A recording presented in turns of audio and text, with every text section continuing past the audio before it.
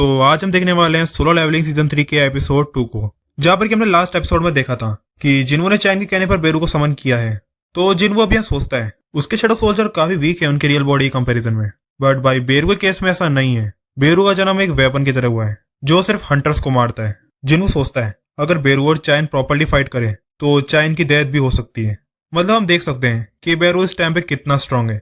बेरू यहाँ पर जिन्हो से पूछता है, माई किंग, वो इस लड़की को क्या करे? अब जिनको नहीं पता बेरू बात कैसे कर पा रहा है, तो मैं उन्हें बता दूं कि जब जिन्हों ने बेरू को मारा था उस टाइम पे बेरू मार्शल ग्रेड का शेडो सोल्जर था, और जो कमांडर लेवल के सोल्जर्स होते हैं उनके पास बात करने की एबिलिटी होती है। अब जिन्हों बेरू को बोलता है वो चैन को हरा दे बिना उसे चोट पहुंचाए।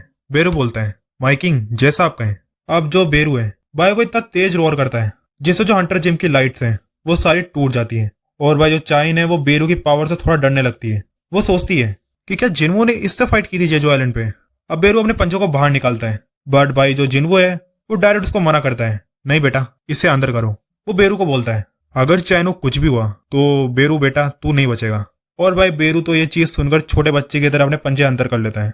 अब चैन कुछ रिएक्ट करे उससे पहले बेरू चैन के पीछे आ जाता है। चैन सोचती है पिछली बार बेरू ने जेजो आइलैंड पे चैन पे पीछे से अटैक किया था, बट इस बार नहीं, और वो बेरू बस स्वॉर्ड से अटैक करती है। बट भाई बेरू इस अटैक को अपने 2 फिंगर से रोक लेता है। बेरू सोचता है मेरे किंग का सिर्फ एक ही ऑर्डर है, इस लड़की को बिना चोट पहुंचाए हराना है। ये तो बहुत सिंपल टास्क है। वो इस लड़की को अपनी रियल पावर्स दिखाएगा जिससे इस लड़की की फाइटिंग स्पिरिट ही कम हो जाए। इसके बाद जो चाइन है वो बेरू पर स्वॉर्ड से मल्टीपल अटैक्स करती है, बट भाई जो बेरू है वो 1 इंच भी हिले चैन के सारे अटैक्स को डॉच कर लेता है।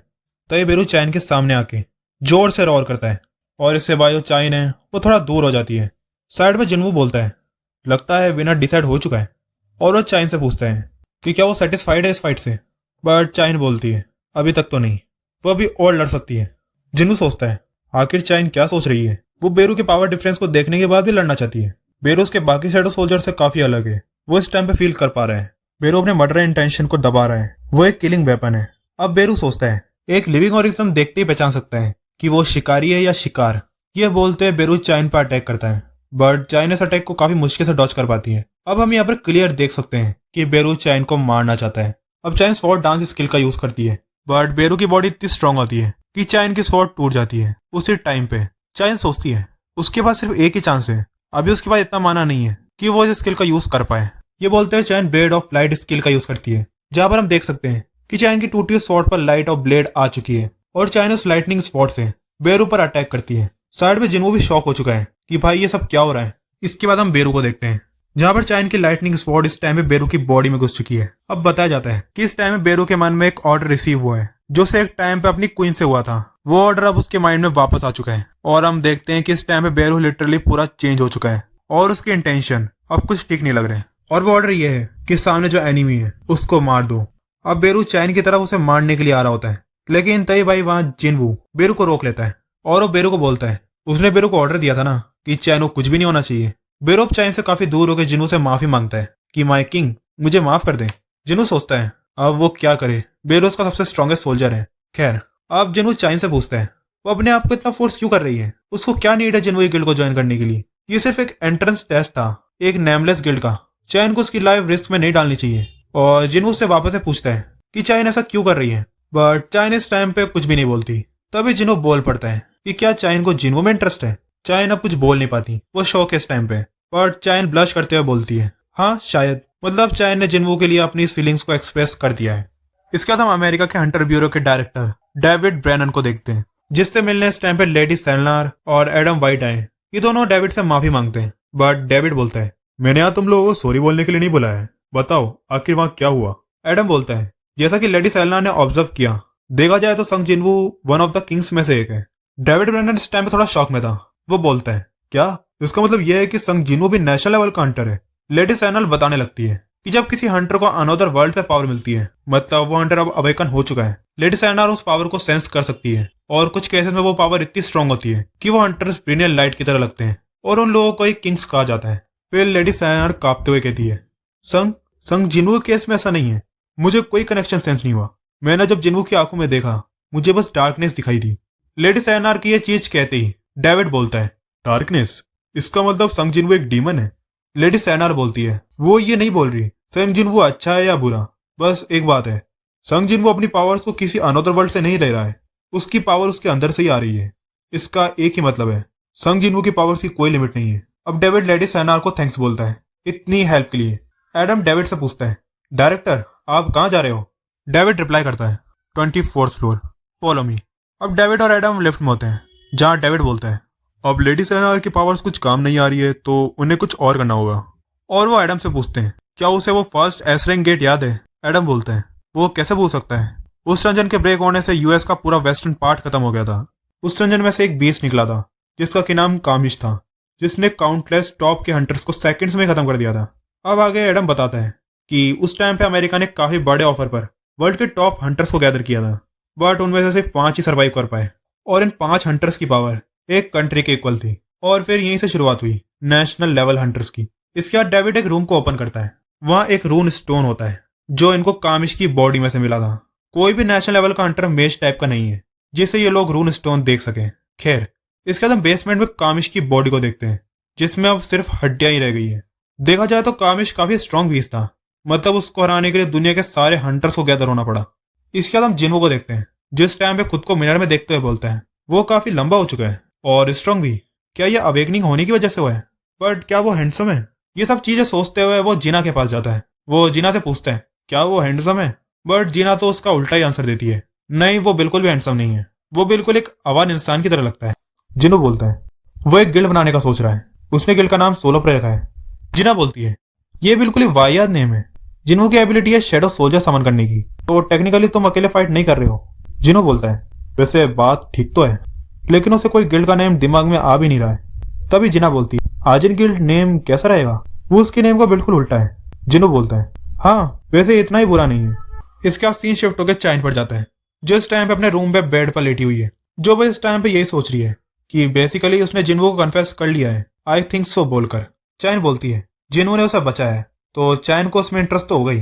ये सब चीजें सोच सोच कर चाइन शर्माने लगती है। तभी वो रियलाइज करती है कि टेक्निकली देखा जाए तो मिन म्यूंगो की हेलिंग एबिलिटी से ही वह जिंदा रह पाई है। तभी उसे याद आता है कि मिन म्यूंगो, उसकी शैडो ने उस टाइम पे चाइन से क्या बोला था कि चाइन जिन्वो को बताए कि उससे अपनी पावर से थोड़ा केयरफुल रहे। मतलब साफ शब्दों में बताऊं तो मिन म्यूंगो ने चाइन को बताया था कि जिन्वो, उससे अपनी पावर से थोड़ा केयरफुल रहना होगा। इसके बाद हम नाइट्स हंटर गिल्ड को देखते हैं, जहां पर एक बंदा पार्क जोंगसू, जो कि नाइट्स गिल्ड का मास्टर है, उसे बोलता है कि कल जो टंजन अफेयर हुआ था उसकी ज्यादा इन्फॉर्मेशन हमें हंटर एसोसिएशन से नहीं मिली है। पार्क जोंगसू बोलता है, क्या वो एस रैंक गेट है? वो दूसरा बंदा बोलता है, नहीं सर, वो एक ए रैंक गेट है, बट एसोसिएशन के मेजरमेंट के मुताबिक वो एक ए रैंक गेट काफी हाई है। जोंगसू बोलता है, इसका मतलब यह है कि अगर उन्होंने ध्यान नहीं दिया तो मारे भी जा सकते हैं। वो दूसरा बंदा बोलता है, हम उसे छोड़ देते हैं अगर वो एक एस रैंक गेट होता, बट ये एक ए रैंक गेट है और बाहर हमारे लिए काफी र्यूमर्स फैल रहे हैं कि अगर हम एक ए रैंक गेट को क्लियर नहीं कर सकते तो 5 मेजर गिल्ड्स में हमारा नाम नहीं होना चाहिए। जोंगसू बोलता है, नॉर्मल लोगों को ऐसा लगता है कि हर सेम लेवल का गेट एक जैसा होता है। वो दूसरा बंदा बोलता है, अगर हम इस रेड को छोड़ देते हैं तो कोई और दूसरी गिल्ड से ले लेगी। तो ये भाई पार्क जोंगसू भड़क जाता है। वो उस बंदे को बोलता है, क्या तुम ये कह रहे हो कि हम उस ए रैंक गेट को छोड़ दें ताकि मांग डोंगू उसे ले ले? वो दूसरा बंदा डरते हुए बोलता है, मैं तो बस बता रहा था। पार्क जोंगसू आगे बोलता है, उन लोगों की गिल्ड में बाकी मेजर गिल्ड की तरह ए रैंक हंटर्स काफी सारे हैं, बस एक एस रैंक हंटर नहीं होने से वो लोग काफी पीछे हैं। तभी एक लड़की बोलती है, क्या हम किसी दूसरी गिल्ड से हेल्प नहीं ले सकते? जोंगसू बोलता है, अगर वो किसी अनदर गिल्ड से हेल्प लेंगे तो इसका मतलब ये है कि वो लोग कुछ भी नहीं कर सकते। इस लड़की का नाम रिम है। ये बोलती है, अगर एक गिल्ड की हेल्प लेना मुश्किल है तो वो लोग एक बंदे की भी हेल्प ले सकते हैं। जोंगसू सोचता है, आखिर एक सिंगल बंदा एक ए रैंक का गेट कैसे क्लियर कर सकता है? तभी उसे समझ आ जाता है कि रिम असल में संग जिन्वो की बात कर रही है। जोंगसू बोलता है, अगर ये लोग किसी दूसरे गिल्ड से हेल्प लेंगे तो इनके उस रेड को क्लियर करने के चांसेस बढ़ जाएंगे। और वो दूसरे बंदे से पूछता है, हाल फिलहाल में संग जिन्वो क्या कर रहा है? वो बंदा बोलता है, सर रिसेंटली तो संग जिन्वो ने रोड पर जो गेट अपेयर हुआ था उसे ही क्लियर किया है, उसके अलावा इनके पास कोई न्यूज नहीं है। क्या हमें उन्हें कॉल करके बात करनी चाहिए? जोंगसू बोलता है, नहीं, एक फोन कॉल से कुछ नहीं होगा, उन्हें संग जिन्वो से डायरेक्ट मिलकर ही बात करनी होगी। इसके बाद हम संग जिन्वो और जिनो को देखते हैं। जिनो बोलता है, आजिन गिल्ड नेम कैसा रहेगा? जिनो बोलता है, हाँ ये नेम बढ़िया है। और वो मन में सोचता है, कोई भी नेम, बट सोलो प्ले बिल्कुल भी नहीं। जिनो बोलता है, चलो तो अब गिल्ड का नेम तो डिसाइड हो चुका है, बस गिल्ड को क्रिएट करने के लिए एक अनदर गिल्ड मेंबर की जरूरत है। जिनो बोलता है, कल चाइन के टेस्ट में क्या हुआ? जिन्वो बोलता है, मुझे नहीं लगता चाइन हमारे साथ वर्क करेगी, और उसे चाइन जैसा मेंबर भी नहीं चाहिए। जिनो बोलता है चाइन एक एस रैंक हंटर है और साथ ही में वो काफी ब्यूटीफुल भी है। आखिर में जिन्वो को चाइन के अलावा कौन चाहिए? जिन्वो बोलता है उसे एक ऐसा बंदा चाहिए जिसके पास हंटर लाइसेंस हो बट उसे गिल्ड की एक्टिविटी में कोई इंटरेस्ट ना हो। तब इनके गेट पर कोई नॉक करता है। इन्हें लगता है कि वापस चाइन ही होगी बट नहीं। इस टाइम पर यहाँ पार्क जोंगसू और उसके दो बंदे होते हैं। अब इन लोगों की मीटिंग स्टार्ट होती है। जोंगसू जिन्वो को उस ए रैंक गेट का वीडियो दिखाता है। जिन्वो बोलता है क्या ये एस रैंक गेट है? जोंगसू बोलता है नहीं, ये एक ए रैंक गेट है बट इसमें से काफी माना निकल रहा है और ये बुसान में अभी तक का सबसे बड़ा ए रैंक गेट है। जिन्वो बोलता है बुसान, उसे काफी टाइम हो गया वहां गए हुए, क्या उसे जूही से मिलकर थोड़ी सुशी खानी चाहिए? अब जोंगसू बोलता है आपको इसके बारे में आर्टिकल में देखना चाहिए बट हंटर एसोसिएशन ने हमें इस रेड की परमिशन नहीं दी है। उनके हिसाब से हमारी गिल्ड काफी वीक है क्योंकि उनके पास एक भी एस रैंक हंटर नहीं है। तो क्या जिन्वो उनके अटैक फोर्स ज्वाइन करके इस रेड में हेल्प करेगा? वो लोग जिन्वो को पे भी करेंगे। जोंगसू बताता है एक एस रैंक हंटर को नॉर्मली रेड का 10% प्रॉफिट मिलता है बट वो लोग जिन्वो को 20% देंगे। लेकिन जिन्वो मना करता है और 50-50 करने को कहता है। जिन्वो अब इन्हें समझाता है कि ये लोग जिन्वो को एक सिंगल बंदे की तरह नहीं, एक गिल्ड की तरह देखें। उन्होंने अभी हाल फिलहाल में आजिन नाम की गिल्ड स्टैब्लिश की है। जोंगसू वापस बोलता है 40-60 कैसा रहेगा? लेकिन जिन्वो मना करता है, वो अब आगे कोई भी नेगोशिएशन नहीं करेगा। जोंगसू बोलता है ठीक है बट जिन्वो को बॉस लेवल मॉन्स्टर को हैंडल करना होगा। जिन्वो एग्री करता है।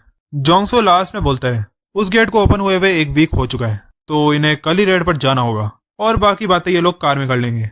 जिन्वो बोलता है नहीं, मुझे कुछ काम है आज, तो कल वो डायरेक्ट रेड पर पहुंच जाएगा। तभी जिन्वो का फोन रिंग करता है। जिन्वो बाहर जाता है। असल में एक कॉल जिन्वो की मॉम का था। जिन्वो बोलता है मॉम, आपने क्या नया फोन लिया है? जिन्वो की मॉम बोलती है हाँ, मैंने अभी हाल फिलहाल में लिया है। मुझे जिन्वो बस तुम्हारी आवाज सुननी थी। और क्या मैंने तुम्हें परेशान तो नहीं किया? जिन्वो बोलता है नहीं, ऐसा कुछ भी नहीं है। क्या हम आज रात को डिनर साथ में कर सकते हैं? जिन्वो की मॉम बोलती है हाँ, क्यों नहीं। इसके बाद हम नेक्स्ट डे का दिन देखते हैं, वही ए रैंक गेट जहाँ पर काफी सारे हंटर्स हैं। ये सारे हंटर्स नाइट्स गिल्ड के हैं। यहाँ पर हम पार्क जोंगसू को देखते हैं जो इस टाइम पर संग जिन्वो का ही वेट कर रहा है। वो यहाँ पर बोलता है जैसा कि संग जिन्वो से हमारी कल बात हुई थी, उन्हें अभी तक यहाँ पर पहुंच जाना चाहिए था। रेड को स्टार्ट होने में सिर्फ 5 मिनट ही रह गए हैं। इसके बाद हम जिन्वो को देखते हैं जो अपने अपार्टमेंट से बस ये सोच रहा है कि जिना के पास उसका अम्ब्रेला तो नहीं है, क्या उसे वो देने जाना चाहिए। ये बोलते हुए जिन्वो शैडो एक्सचेंज करता है। इसके बाद हम स्कूल का सीन देखते हैं। शायद ये जिना की स्कूल है जहां पर हम कुछ लड़कों को जाते हुए देखते हैं। ये बस यही सोच रहे हैं कि इनकी आर्ट टीचर ने इन्हें ये काम क्यों दिया है। इन्हें वो प्लास्टर की मूर्तियां कितनी सारी उठानी पड़ेगी। इनमें से एक दूसरा बंदा बोलता है हमारे 6 ग्रुप्स हैं तो हमें 6 ही मूर्तियां ले जानी होगी। दूसरा बंदा बोलता है तो इसका मतलब ये है कि हमें यहाँ 2 बार आना होगा। तभी ये लोग उस रूम में एंटर करते हैं जहां पर मूर्तियां रखी हुई है। तभी इन्हें उस रूम के अंदर एक टंजन गेट ओपन दिखता है। उनमें से एक लड़का उस गेट के पास जाता है। वो लड़का बोलता है ये गेट अभी सेफ है। हर टंजन गेट तभी टूटता है जब उसका एक वीक पूरा हो जाए, तो ये सेफ है उनके लिए। तभी बाकी 2 बंदे बोलते हैं क्या तुम्हें पता नहीं है कि ये रूम कितने दिन से बंद है? तो इसका मतलब यही है कि ये गेट अब टूटने वाला है। और यही होता है, ये जो टंजन गेट है ये ब्रेक हो जाता है और उसमें से एक मॉन्स्टर उस लड़के को पकड़ लेता है। वो लड़का बस यही चिल्लाता है हेल्प मी, हेल्प मी, और बस ये बोलते हैं वो बंदा भी खत्म। और इसी के साथ सोलो लेवलिंग सीजन 3 का एपिसोड 2 भी यहीं पर खत्म हो जाता है। अगर आप लोगों को ये वीडियो अच्छा लगा तो लाइक एंड शेयर जरूर करना। बाकी चैनल पर नए हो तो सब्सक्राइब जरूर से कर लेना यार। तो मैं आप लोगों से मिलता हूँ एक न्यू वीडियो में, तब तक के लिए आरिगातो गोजाइमासु।